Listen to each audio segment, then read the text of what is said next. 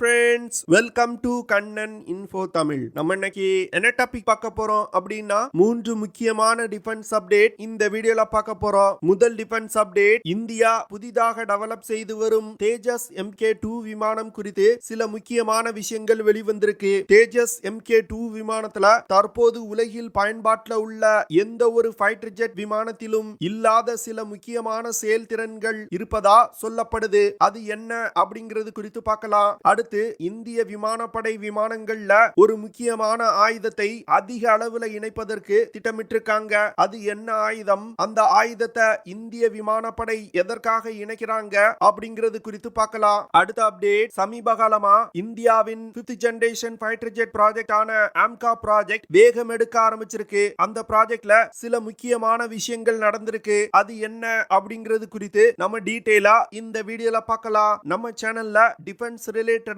தினம் ஒரு video publish பண்ணிட்டு இருக்கோம். உங்களுக்கு டிஃபென்ஸ் ரிலேட்டடான செய்திகளை உடனுக்குடன் தெரிஞ்சுக்கிடணும்னா நம்ம சேனலை சப்ஸ்கிரைப் பண்ணி சப்போர்ட் பண்ணுங்க. நீங்க பண்ற ஒவ்வொரு சப்ஸ்கிரிப்ஷனும் எனக்கு அடுத்தடுத்த வீடியோஸ் போடுறதுக்கு ஒரு மோட்டிவேஷனா இருக்கும். சமீபத்துல நடந்த ஏரோ இந்தியா நிகழ்ச்சியின் போது தேஜஸ் mk2 விமானம் குறித்து சில முக்கியமான விஷயங்கள் வெளிவந்திருக்கு. இந்தியா டெவலப் செய்து வரும் தேஜஸ் mk2 விமானம் தற்போது இந்திய விமானப்படையில் பயன்பாட்டில் உள்ள தேஜஸ் mk1 விமானத்தை விட 2 மடங்கு சக்தி கொண்டதா இருக்க போகுது. அதாவது தேஜஸ் mk1 விமானத்தினால தொடர்ந்து 57 நிமிடங்கள் வரைக்கும் பறக்க முடியும். ஆனா இந்தியா புதிதாக டெவலப் செய்து வரும் தேஜஸ் mk2 விமானத்தினால தொடர்ந்து 120 மணி நிமிடங்கள் வரைக்கும் பறக்க முடியும். இதனால தேஜஸ் mk2 விமானத்தினால அதிக தூரம் பறந்து சென்று இலக்குகளை தாக்க முடியும். அடுத்து, தேஜஸ் mk2 விமானம் 8 beyond visual range air to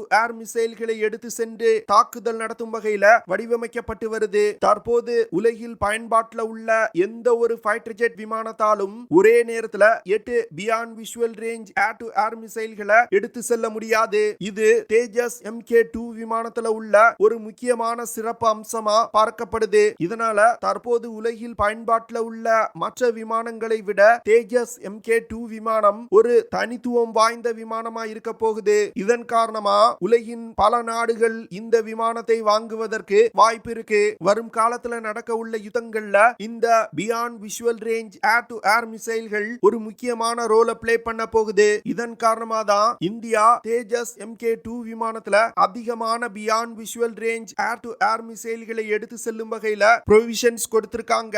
அதுக்கு அடுத்து தேஜஸ் mk2 விமானத்துல அதிகமான ஸ்டாண்ட் ஆஃப் வெப்பன்கள் இணைக்கப்பட உள்ளது. ஸ்டாண்ட் ஆஃப் வெப்பன் அப்படிங்கிறது தொலை தூரத்துல இருந்து கொண்டே டார்கெட்டுகளை மிக துல்லியமாக தாக்கி அழிக்கக்கூடிய ஆயுதங்களை தான் ஸ்டாண்ட் ஆஃப் வெப்பன் அப்படின்னு சொல்லுவாங்க. தேஜஸ் mk2 விமானத்துல ரஃபேல் போர் விமானத்துல பயன்படுத்தப்படும் ஸ்கால்ப் லாங் ரேஞ்ச் ஸ்ட்ரைக் மிசைல்கள் இணைக்கப்பட உள்ளது.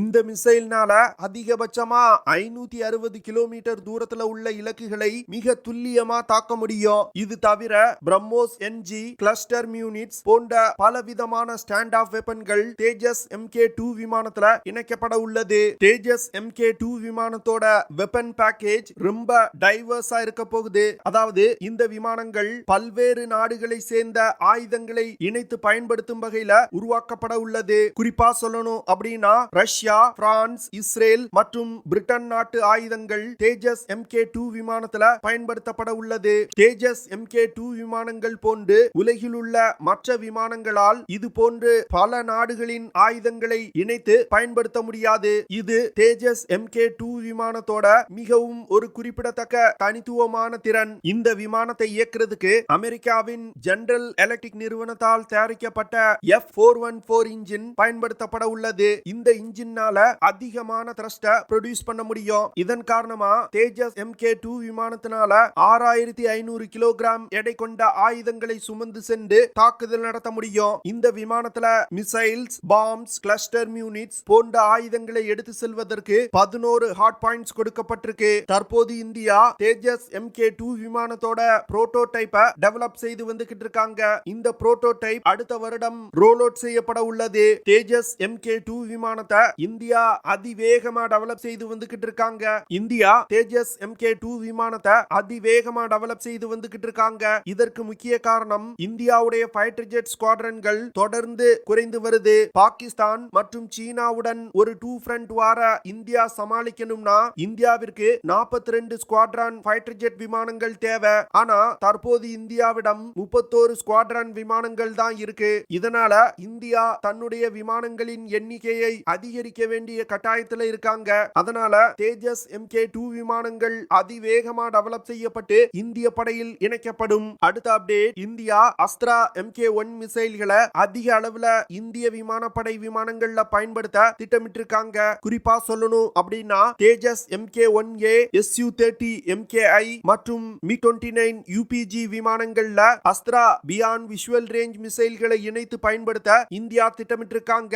அஸ்த்ரா மிசைல்கள் முழுக்க முழுக்க இந்தியாவிலே தயாரிக்கப்பட்ட ஒரு அதிநவீனமான மிசைல். இந்த மிசைல்னால அதிவேகமா பறந்து செல்லக்கூடிய பல்வேறு விதமான ஏரியல் டார்கெட்டுகளை மிக துல்லியமா தாக்க முடியும். அஸ்த்ரா மிசைல்கள்னால 110 கிலோமீட்டர் தூரத்துல உள்ள இலக்குகள் மீது தாக்குதல் நடத்த முடியும். இந்த மிசைல்கள்னால அதிகபட்சமா 20 கிலோமீட்டர் உயரத்துல பறக்க முடியும். அஸ்த்ரா மிசைல்களை எந்த ஒரு ஜாமிங் சிஸ்டத்தையும் பயன்படுத்தி ஜாம் செய்ய முடியாது. அதனால மிகவும் கண்டஸ்டடான ஏர் ஸ்பேஸ்லயும் அஸ்த்ரா மிசைல்கள் மிக சிறப்பா செயல்படும். இந்த மிசைல இயக்குறதுக்கு ஒரு சாலிட் ஃபியூல் ராக்கெட் மோட்டார் பயன்படுத்தப்படுது. அது மட்டும் இல்லாம மிசைலை இலக்கை நோக்கி வழி நடத்துவதற்கு அட்வான்ஸ் கைடிங் சிஸ்டங்கள் பயன்படுத்தப்படுது. குறிப்பா சொல்லணும் அப்படின்னா இனிஷியல் நேவிகேஷன் சிஸ்டம், மிகோஸ் guiding system, active radar homing system போன்ற பல்வேறு கைடிங் சிஸ்டங்கள் இந்த மிசைல்ல இணைக்கப்பட்டிருக்கு. இந்த மிசைல்னால மோசமான வானிலை இருக்கும் பொழுதும் மிக சிறப்பா செயல்பட முடியும். இந்த மிசைல்களை இந்திய விமானப்படையில் பயன்பாட்டில் உள்ள அனைத்து விமானங்களையும் இணைக்க இந்தியா திட்டமிட்டிருக்காங்க. Su-30 mki, மிராஜ் 2000, தேஜஸ் போன்ற விமானங்கள்ல இணைக்கும் பணியை இந்தியா செஞ்சு வந்துகிட்டு இருக்காங்க. அது மட்டும் இல்லாம இந்தியா ஃபியூச்சர்ல தயாரிக்க உள்ள தேஜஸ் mk2 மற்றும் ஆம்கா போர் விமானத்திலையும் அஸ்த்ரா மிசைல்கள் இணைக்கப்பட உள்ளது. அஸ்த்ரா மிசைல்ல ப்ராக்சிமேட் ஃபியூஸ் அப்படிங்கிற தொழில்நுட்பம் பயன்படுத்தப்பட்டிருக்கு. அதாவது சாதாரண மிசைல்கள் டார்கெட் மீது மோதியவுடன் தான் வெடித்து சிதறும். ஆனா இந்த அஸ்த்ரா மிசைல்கள் டார்கெட்டுக்கு அருகில் ஒரு குறிப்பிட்ட தூரம் சென்றதுமே வெடித்து சிதறும். இதனால டார்கெட்டுக்கு அதிகமான சேதத்தை ஏற்படுத்த முடியும். இது போன்ற பல சிறப்பு அம்சங்கள் இந்த மிசைல்ல இருக்கிறதுனால அஸ்த்ரா மிசைல்கள் இந்தியாவுடைய ஏர் டிஃபென்ஸ் கேப்பபிலிட்டிய பெருமளவு அதிகரிக்கும் அப்படின்னு டிஃபென்ஸ் எக்ஸ்பர்ட் சொல்றாங்க. இந்தியா அஸ்த்ரா mk1 மிசைல் தவிர அஸ்த்ரா mk2 மற்றும் அஸ்த்ரா mk3 அப்படிங்கிற 2 வேரியன்ட் மிசைல்களை டெவலப் செய்து வந்துகிட்டு இருக்காங்க. இந்த மிசைல்கள்னால 160 முதல் 340 கிலோமீட்டர் தூரத்துல உள்ள வான் இலக்குகளை மிக துல்லியமா தாக்க முடியும். இது போன்ற பல சிறப்பு அம்சங்கள் அஸ்த்ரா மிசைல்ல இருக்கிறதுனால இந்தியாவுடைய ஏர் டிஃபென்ஸ் கேப்பபிலிட்டிய பெருமளவு அதிகரிக்கும் அப்படின்னு டிஃபென்ஸ் எக்ஸ்பர்ட் சொல்றாங்க. அடுத்த அப்டேட், ஆம்கா ப்ராஜெக்டுக்காக ஏரோநாட்டிக்கல் டெவலப்மெண்ட் ஏஜென்சி மற்றும் DRDO உடன் பாரத் எலக்ட்ரிக்கல் லிமிடெட் நிறுவனம் ஒரு முக்கியமான ஒப்பந்தத்துல கையெழுத்திட்டு இருக்காங்க. இந்த ஒப்பந்தம் சமீபத்துல பெங்களூர்ல நடந்த ஏரோ இந்தியா நிகழ்ச்சியின் போது கையெழுத்திடப்பட்டது. இந்தியா ஆம்கா அப்படிங்கிற ஒரு அதிநவீன 5th ஜெனரேஷன் ஃபைட்டர் ஜெட் விமானத்தை டெவலப் செய்து வந்துகிட்டு இருக்காங்க.